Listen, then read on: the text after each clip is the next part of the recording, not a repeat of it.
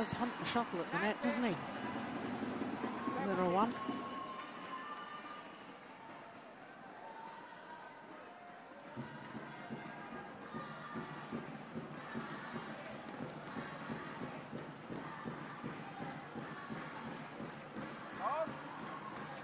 Another service error.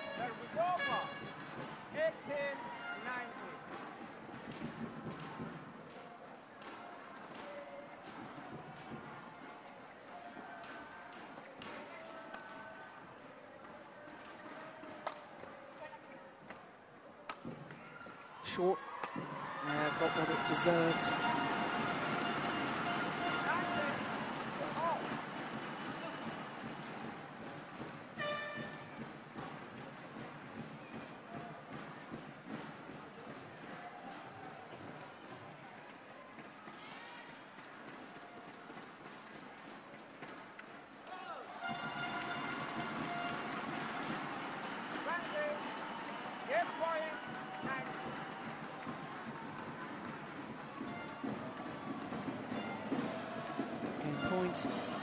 Oh, my goodness. Wow, on earth did they come back from that? 17-19 down, 4 straight points in double quick time. In the opening game, 21-19. Just 11 minutes of play to the current Olympic champions.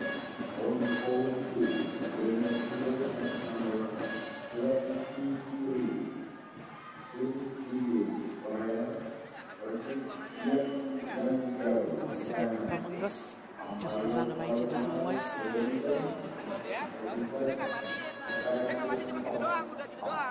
Kami kalau apa servis Rendy, kami jangan buang backnya pasti selalu silang. Lu kasih satu aja gitu. Lu yang penting intinya gitu aja, lu mau main apa aja gitu. Kita safety dulu gitu loh. Apa kualitas kita jangan buru-buru. Batasin aja gitu loh. Kan enak baru ya.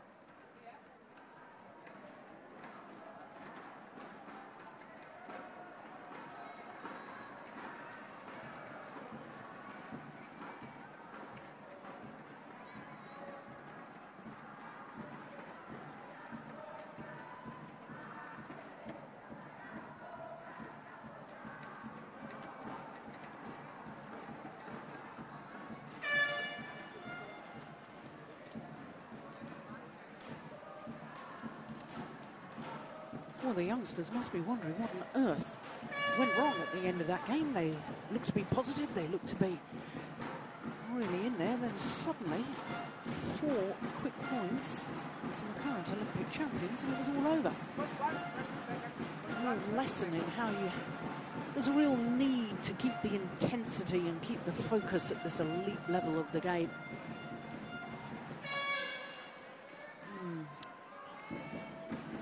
And Setiawan's coaches don't look quite as relaxed as the players, do they? They'll be relieved as much as anything.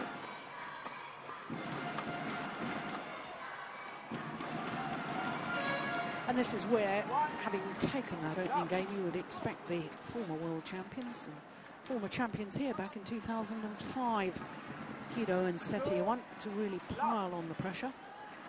And they are a pair that's... I've seen play some of the best badminton I've ever witnessed, and they're also a pair that I've seen lose matches that I've wondered how on earth they've managed to lose. Never quite sure what we're getting from Kido and Setiawan. Service fault called. Racket not facing in a downward direction. 1-3. Well, our players now, nowadays, always go and ask the service judge what the problem is, but I can tell you that the service judge always gives a hand signal, which is why we know what the problem was. And quite why the players have to get that reconfirmed, I'm not sure. Become a little trend in badminton.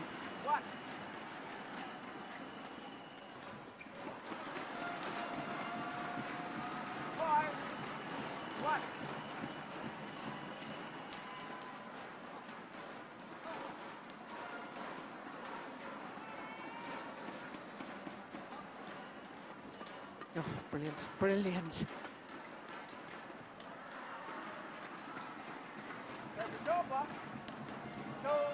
Well, he may not as quick and as agile as he used to be, Setiawan. He still reads the game very well, doesn't he? All seems to be at the right place at the right time.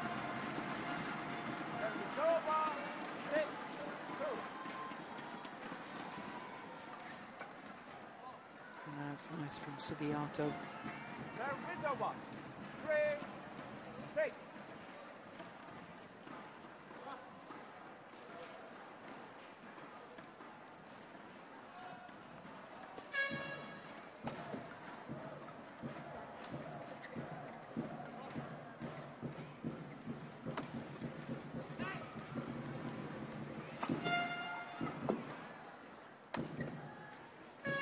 Oh my goodness me, how casual was that? Well, just exemplifying the point I was making a little earlier. You never quite know what's coming from Kido and Setiawan.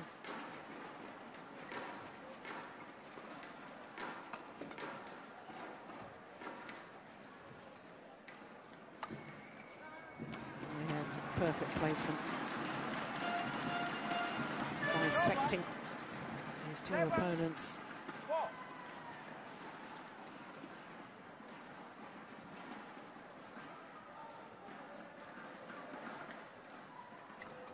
We are again the interceptions from Setiawan. Deciding factor within the rally.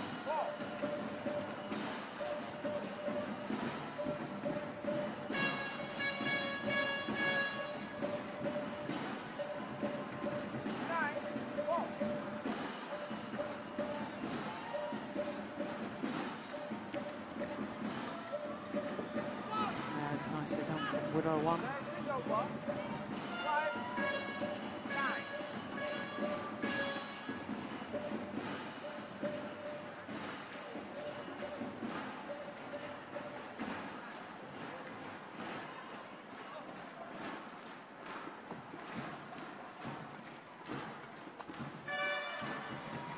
Well, he doesn't miss many of those. 9.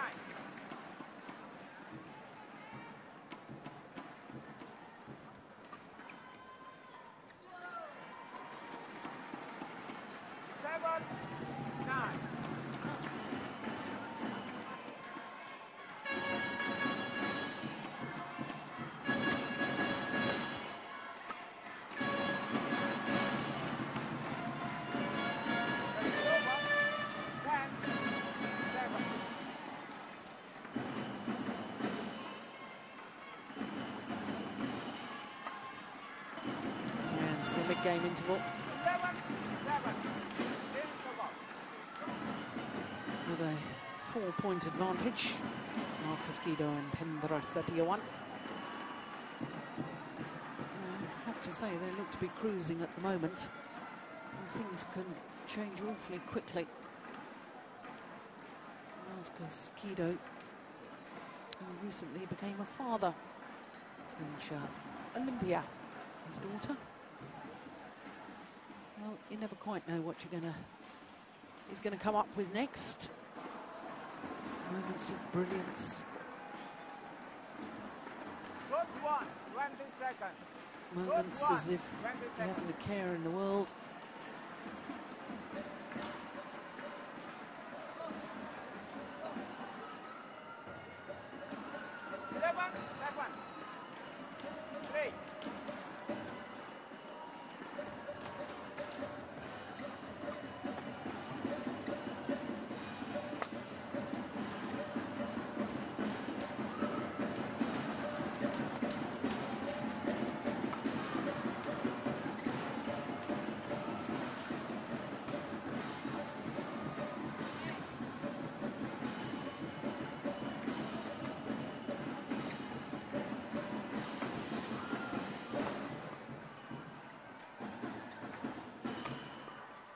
Oh, goodness.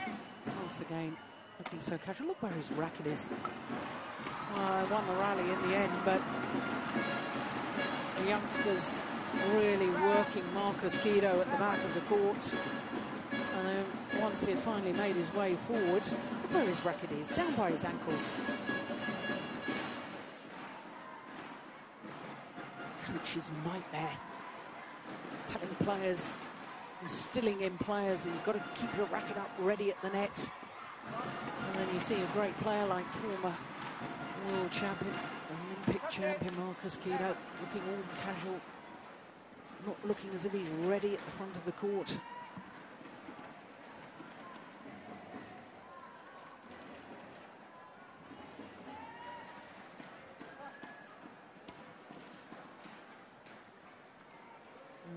What a great return of serve.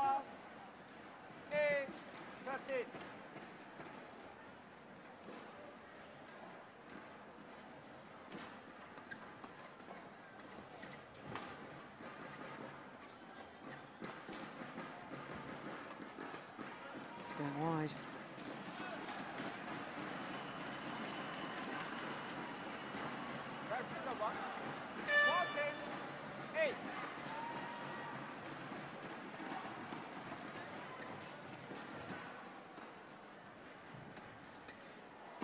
Looks like the Olympic champions are toying with their opponents now. Very much in command.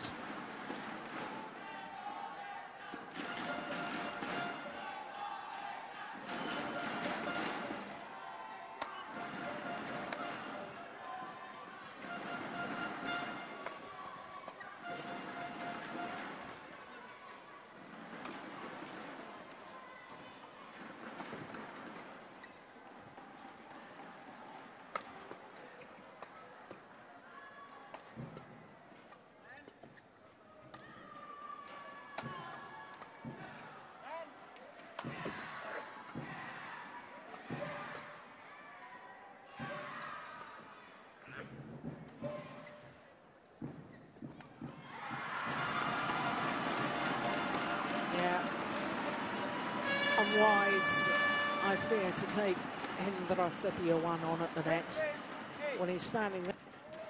Second time of asking. Comprehensive victory. Different class to their younger opponents in that second game. 21-19, 21-11 in 24 minutes of play. So Markis and Setiawan will play Rendy and Rian Sukmawan in tomorrow's quarter-final all-Indonesian affair. And that will be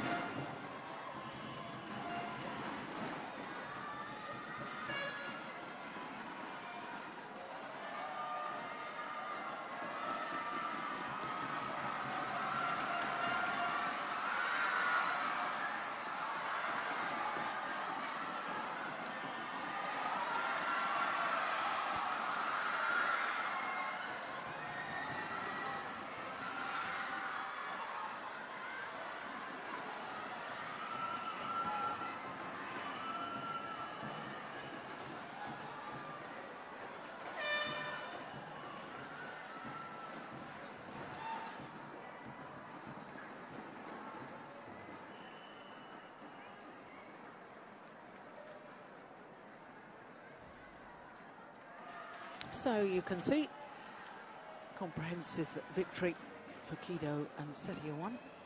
The last two matches all Indonesian affairs. The next match, women's doubles, and it's Korean #7 seeds up against the former world #1s and former champions here, Chin Yi-hui and Wong Pei-ti. And I suspect for Wong Pei-ti this may be her last major international tournament. Announced her retirement just a week or so ago. And then after that, women's doubles will have men's singles, and the #1 seed, Chen Long, world #3, up against Kashyap Parupalli of India. And then the last of our matches this afternoon, another men's doubles, Indonesians against Malaysians.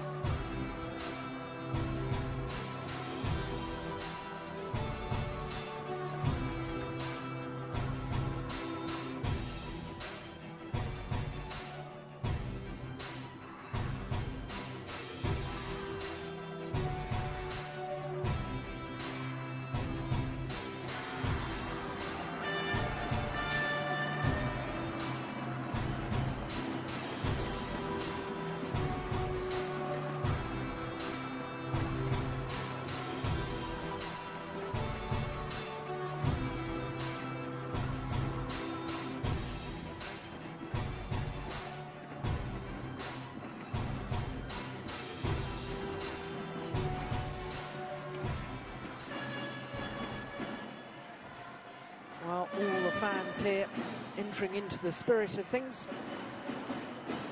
Face painting going on outside, photographs with the mascots, giant screens. Really is a buzz outside the Astora Stadium. And a bit of a buzz inside as well. Waiting for the women's doubles players to appear on court. The number 7 seeds, Jung Kyun-ung and Kim Ha-na from Korea. Up against the former world #1s, Chin Yi-hui and Wong Pei-ti of Malaysia. Well, there's the number 7 seeds, Jung and Kim. And Chin Yi-hui, the left-hander, and her partner, Wong Pei-ti.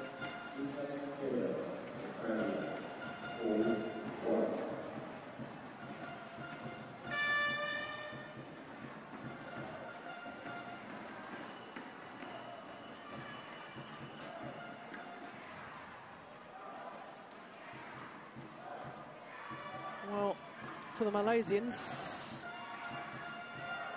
and especially for this lady, Wong Pei-ti, I wonder if this really is her last ever major international tournament. She, of course, announced the fact that they hadn't qualified for the Olympic Games, that she had hoped to retire after the London Olympics, but as they haven't qualified, that sadly will not be an option for her. Already 30 years of age, whereas Chin Yi-hui doesn't turn 30 for another 4 days. Birthday on Monday. And how lovely it would be for Chin Yi-hui and her partner if they could extend their run here in this tournament. They really have been an awesome pair together. This is their 11th year on the world stage, and of course former world #1s. Beginning of 2009 they reached that status. And of course they won this tournament here 3 years ago. 2009 they were the #1 seeds, and they beat the #2 seeds Cheng Shu and Zhao Yunlei in the final. A world ranking of 15, up 1 place from a week ago.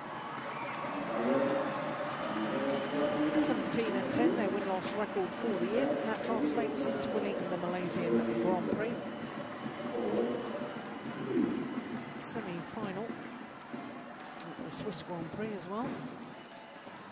Well, their opponents seeded 7, and they've gone up to number 6 in the world rankings. 21 and 7. 2 finals this year. Winners, of course, of the India Super Series event, and it was that win in Delhi that took them into the world's top 8 and therefore qualifying for the Olympics. So basically knocked out the Malaysians from that qualifying list. So met just once previously. That was in the second round of the German Grand Prix. And as you can see, it was a very close affair. 3 tough games won by the Koreans.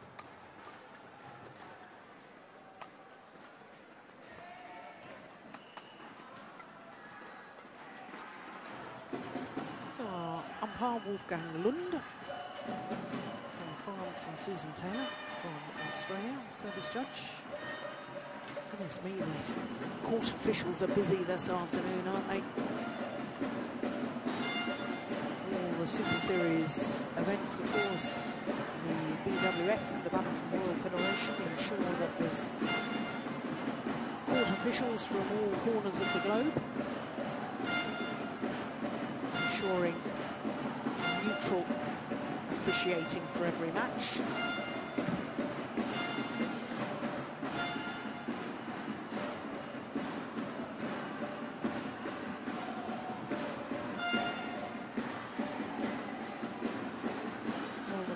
A year ago, lost at this stage the second round, and they lost out to the Danes, Christina Pedersen and Camilla Urruti-Jol. Big surprise in the women's doubles yesterday, because the Danes, Pedersen and Urruti-Jol, the number 5 seeds, and they lost in the first round to Pierre Bernadette and risky Kim Moon-soo, Korean coach, of course former Olympic champion in the first ever Olympic Games in men's doubles with Park Ju-bong.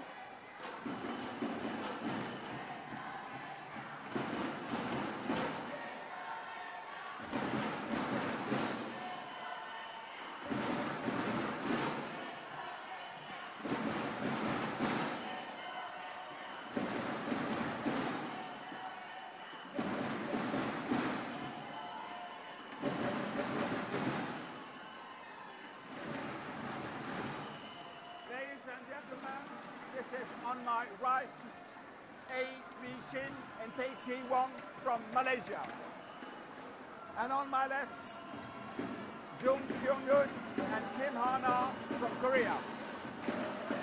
A-Wee Shin to serve to Kim Ha-na, double leg. Out. Service Well, an over. ominous start by the Malaysians. They're on the low serve.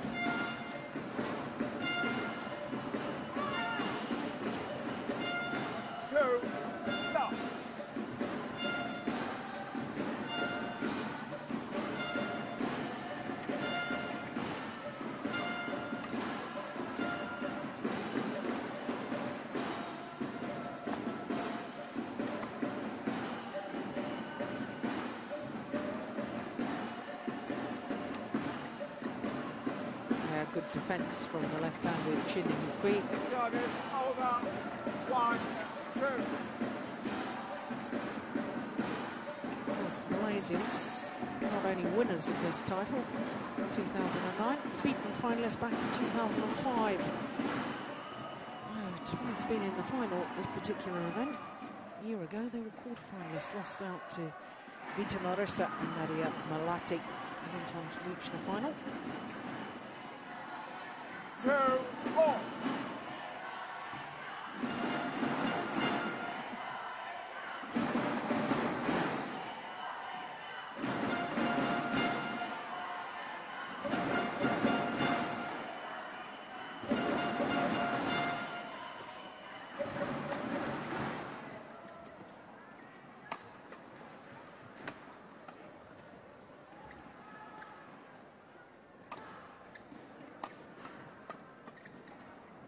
Oh, that's super.